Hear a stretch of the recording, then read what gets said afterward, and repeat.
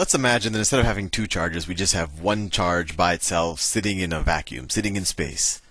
So let's have this charge here. And let's say its charge is, I don't know, it's Q. That's some number, but whatever it is, that's its charge. And I want to know if I were to place another charge close to this Q, somehow within its, you could call it sphere of influence, what's going to happen to that other charge? What's going to be the net impact on it? And we know if this has some charge, if we put another charge here, if this is, I don't know, 1 coulomb, and we put another charge here that's 1 coulomb, that they're going to, if they're both positive, they're going to repel each other. So there will be some force that pushes the next charge away. If it's a negative charge and I put it here, it'll be even a stronger force that pulls it in because it'll be closer. So in general, there's this notion of what we can call an electric field around this charge. And what's an electric field? I mean, we can debate whether it really exists. But what it allows us to do is imagine that somehow this charge is affecting the space around it in some way, that whenever I put, it's creating a field, that whenever I put another charge in that field, I can predict how the field will affect that charge. So let's put it in a little more quantitative terms so I stop confusing you. So Coulomb's law told us that the force between two charges is going to equal to Coulomb's constant times, and in this case the first charge is big Q. And let's say that the second whatever notional charge that I eventually put in this field is small q. And then you divide by the distance between them. Sometimes it's called r because you can kind of view the distance as the radial distance between the two charges. So sometimes it says r squared, but it's the distance between them. So what we want to do if we want to calculate the field, we want to figure out how much force is there placed per charge at any point around this Q. So say at a given distance out here, at this distance, we want to know for a given Q what is the force going to be. So what we can do is we could take this equation up here and divide both sides by this small q and say, okay, the force, and I will arbitrarily switch colors, the force per charge at this point, whatever, let's call that d1, is equal to Coulomb's constant times the charge of the particle that's creating the field divided by, well, in this case at d1 squared, right? Or we could say in general, and this is the definition of the electric field, right? And actually this is the electric field at the point d1. And if we wanted a more general definition of the electric field, it'll be, we'll just make this a general variable. So instead of having a particular distance, we'll define the field for all distances away from the point Q. So the electric field could be defined as Coulomb's constant times the charge creating the field divided by the distance squared, the distance we are away from the charge. So essentially we've defined, if you give me a force and a point around this charge anywhere, I can now tell you the exact force. For example, if I told you that I have a 1 coulomb, let's say a -1 coulomb charge, and the distance is equal to, the distance is equal to, let's say, let's make it easy, let's say 2 meters. So first of all, we can say in general that what is the electric field 2 meters away from? So what is the electric field out here? If this is 2, right? And it's going to be 2 meters away. It's radial, so it's actually along this whole circle. What is the electric field there? Well, the electric field at that point is going to be equal to what? And it's also a vector quantity, right? Because we're dividing a vector quantity by a scalar quantity charge. So the electric field at that point is going to be k times whatever charge it is divided by 2 meters, so divided by 2 meters squared, so that's 4, right, distance squared.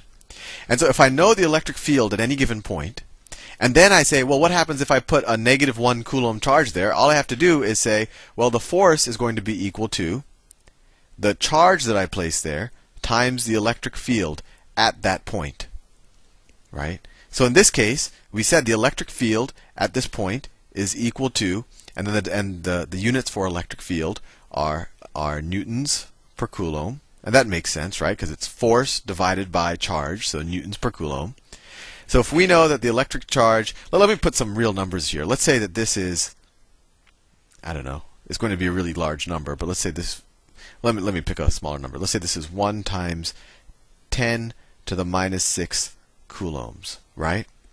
If that's 1 times 10 to the minus 6 coulombs, what is the electric field at that point? And let me switch colors again.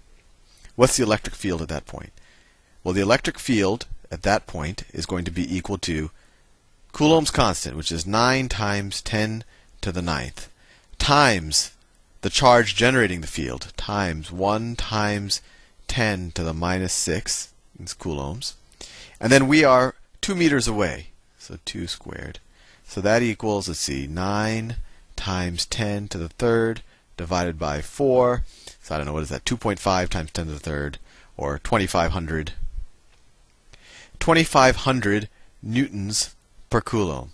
So we know that this is generating a field that when we're 2 meters away, at a radius of 2 meters, so roughly that whole area, that circle around it, this is generating a field that if I were to put, let's say I were to place a 1 coulomb charge here.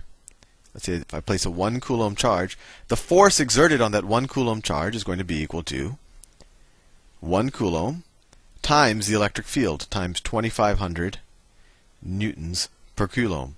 So the coulombs cancel out, and you'll have 2,500 newtons, which is a lot. And that's because one coulomb is a very, very large charge.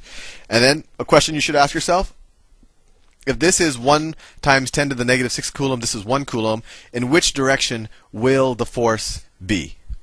Well, they're both positive, so the force is going to be outwards. All right? So let's take this notion and see if we can somehow draw an electric field around a particle, just to get an intuition of what happens when we later put a charge anywhere near the particle. So there's a couple of ways to visualize an electric field. One way to visualize it is if I have let's say I have a point charge here, Q. What would happen what would be the path of a positive charge if I placed it someplace near this Q? Well, if I put a positive charge here, and this Q is positive, that positive charge is just going to accelerate outward, right? It's just going to go straight out, and it's just going to go, but it's going to accelerate at an ever slowing rate, right? Because here, when you're really close, the outward force is very strong, and then as you get further and further away, the electrostatic force from this charge becomes weaker and weaker, right? Or you could say the field becomes weaker and weaker. But that's the path of it will just be radially outward of a positive test charge. And then if I put it here, well, it would be radially outward that way. And it wouldn't curve the way I drew it. It would be a straight line. I should actually use a line tool. If I did it here, it'd be like that. But then I can't draw the arrows. If I was here, it would go out like that. And I think you get the picture. At any point, a positive test charge would just go straight out away from our charge Q. And to some degree, one measure of and these are called electric field lines. And one measure of how strong the field is you could actually, if you actually took a unit area, so if you actually took a unit area and you saw how dense the field lines are. So here, they're relatively sparse, while if I did that same area, I don't know, up here, I know it's not that obvious, I'm getting more field lines in. But actually, that's not a good way to view it because I'm covering so much area. Let me undo both of them. You can imagine if I had a lot more lines, if I did this area, for example, in that area, I'm capturing 2 of these field lines. Well, if I did that exact same area out here, I'm only capturing 1 of the field lines, although you can imagine you could have a bunch more in between here. And that makes sense, right? Because as you get closer and closer to the source of the electric field, the charge gets stronger. Another way that you could have done this, and this would have actually probably more clearly shown the magnitude of the field at any point, is you could say, okay, if that's my charge Q, you could say, well, really close, the field is strong. So at this point, the vector is the newtons per coulomb is that strong, that's strong, that's strong, that's strong. And we're just taking sample points. You can't possibly draw them at every single point, So at that point, that's the vector. That's the electric field vector. But then if we go a little bit further out, the vector is going to be, it falls off. This one should be shorter, then this one should be even shorter. right? You could pick any point and you could actually calculate the electric field vector. And the further you go out, the shorter and shorter the electric field vectors get.